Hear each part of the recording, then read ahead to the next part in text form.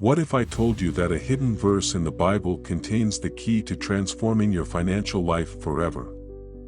This isn't just about vague promises of blessings. This is a specific, practical principle that has worked for centuries and could unlock a new reality of abundance in your life. And the craziest part? Most people, even those who read the Bible, completely overlook it.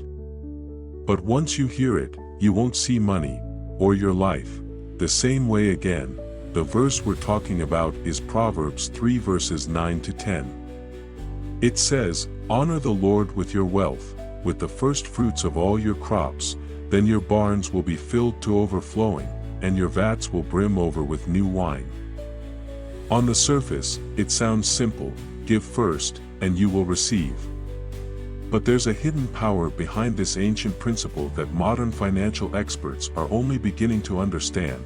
At its core, this verse reveals a law of the universe, a law that transcends religion and affects every single person, whether they believe it or not. It's the principle of first fruits, a concept that means you prioritize giving from the very first portion of your increase. Not leftovers. Not when it's convenient.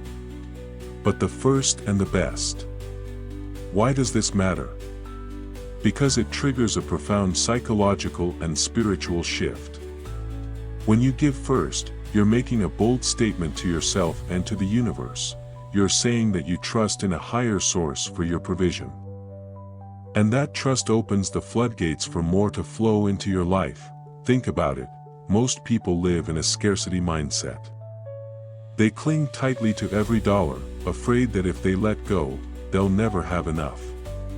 But this verse suggests the opposite.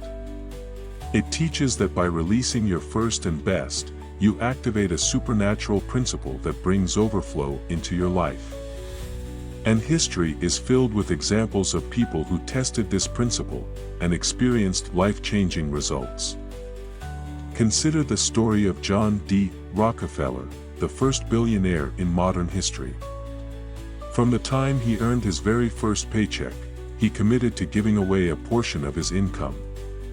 And as his wealth grew, so did his giving. Many believe that his unwavering commitment to this biblical principle played a crucial role in his financial success. But it's not just about money, it's about the mindset of abundance that giving creates. And here's where it gets even more mysterious. Modern science is beginning to confirm what the Bible has said for thousands of years. Studies show that people who practice regular generosity are not only happier but also more likely to attract wealth and opportunities. Why? Because giving changes your mental wiring. It shifts your focus from lack to abundance. And when you focus on abundance, you begin to see and attract more of it in your life. But there's another layer to this verse that most people miss. It doesn't just say to give, it says to honor the Lord with your wealth. This isn't about mechanical giving. It's about recognizing where your provision comes from and aligning your heart with a higher purpose. When you honor a higher source with your finances, you connect to a flow of provision that is beyond human understanding.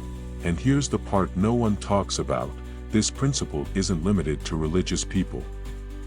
The law of first fruits works because it taps into a universal truth.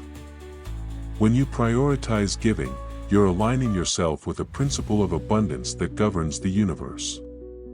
It's the same principle that successful entrepreneurs, philanthropists, and even ancient civilizations have used to create wealth and prosperity. And if you think this is just a religious idea, think again. Some of the wealthiest people on the planet, whether they realize it or not, follow this principle. They give generously and consistently. And the more they give, the more they receive. It's almost as if the universe itself responds to the energy of generosity. But why does it work? And how can you apply it to your life starting right now? Here's the key: you have to act in faith. Giving from your surplus is easy, but giving from your first takes trust. And it's that trust that unlocks the blessing. And here's something even more shocking: this principle isn't just about money. It's about creating a flow of abundance in every area of your life. When you give your first and best, not just of your finances but of your time, your energy, your talents, you unlock a supernatural multiplication effect. It's as if the universe mirrors your actions and gives back to you in greater measure. And this isn't just spiritual theory, it's a pattern that repeats across every culture and era where generosity is practiced.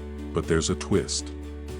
The blessing isn't automatic, it requires a specific mindset. You can't give with fear, doubt, or manipulation in your heart and expect abundance to flow.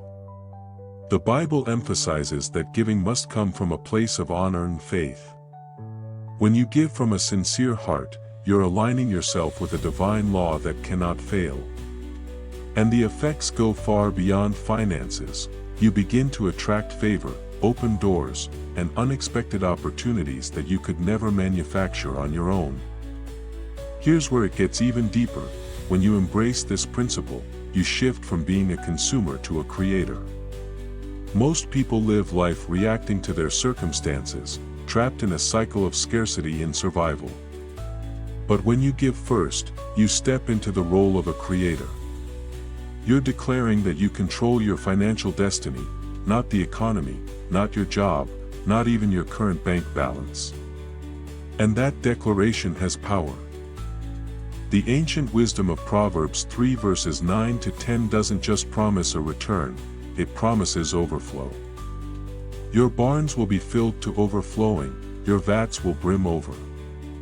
This isn't about barely getting by, it's about living in a state where you have more than enough, so much so that you can bless others without fear of running out.